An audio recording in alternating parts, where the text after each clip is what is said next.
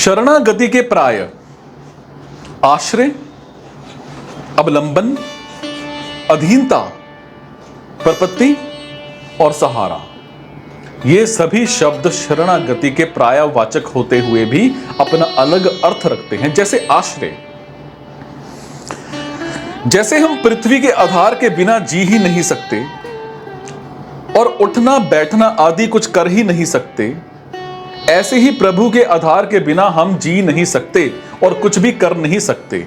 जीना और कुछ भी करना प्रभु के आधार से ही होता है, इसी को आश्रय कहते हैं। अब बात करूंगा अवलंबन की। जैसे किसी के हाथ की हड्डी टूटने पर डॉक्टर लोग उस पर पट्टी बांधकर उसको गले के सहारे लटका देते हैं, तो वो हाथ गले के अवलंबित हो जाता है। ऐसे ही संसार के निराश और अनाश्रित होकर के भगवान के गले पड़ने अर्थात भगवान को पकड़ लेने का नाम अवलंबन है। बात करूंगा अधीनता की। अधीनता दो तरह से होती है। कोई हमें जबरदस्ती से अधीन कर ले या पकड़ ले और हम अपनी तरफ से किसी के अधीन हो जाएं या उसके दास बन जाएं। ऐसे ही अपना कुछ भी प्रयोजन ना रखकर अर्थात सिर्फ भगवान को लेकर ही अनन्य भाव से सर्वथा भगवान का दास बन जाना और सिर्फ भगवान को ही अपना स्वामी मान लेना अधीनता है। बात करूंगा प्रपत्ति की। जैसे कोई किसी समर्थ के चरणों में लंबा पड़ जाता है, ऐसे ही संसार की तरफ से सर्वथा निराश होकर भगवान के चरणों में गिर जाना प्रपत्ति मतलब प्रपन्नता है।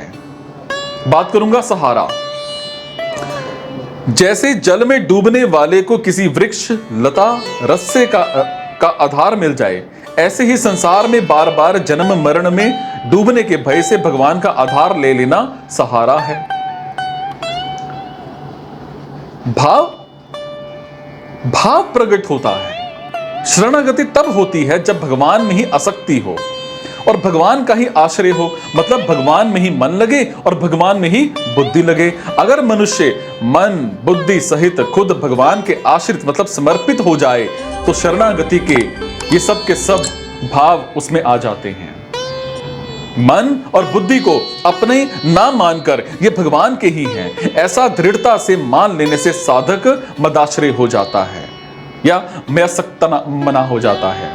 सांसारिक वस्तु मात्र प्रति क्षण प्रलय की तरफ जा रही है और किसी भी वस्तु से अपना नित्य संबंध है ही नहीं, ये सबका अनुभव है। और अगर इस अनुभव को महत्व दिया जाए अर्थात मिटने वाले संबंध को अपना ना माना जाए तो अपने कल्याण का उद्देश्य होने से भगवान की शरणागति स्वतः आ जाएगी, कारण कि ये स्वतः ही भगवान का है। संसार के साथ संबंध सिर्फ माना हुआ है और वास्तव में संबंध है नहीं, और भगवान से सिर्फ विमुखता हुई है और वास्तव में विमुखता है नहीं। इसीलिए माना हुआ संबंध छोड़ने पर भगवान के साथ जो स्वतः सिद्ध संबंध है वो प्रकट हो जाता है।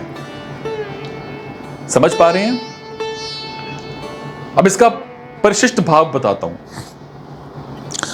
जिसका मन स्वाभाविक ही भगवान की तरफ खिंच गया है, जो सर्वथा भगवान के आश्रित हो गया है और जिसने भगवान के साथ अपने स्वतः सिद्ध नित्य योग को स्वीकार कर लिया है, वो भक्त भगवान के समग्र रूप को जान लेता है। ये सब कुछ भगवान ही है, ये भगवान का समग्र रूप है। समझे? इसको भगवान यहां पर सबको बताते हैं, ये समग्र रूप है।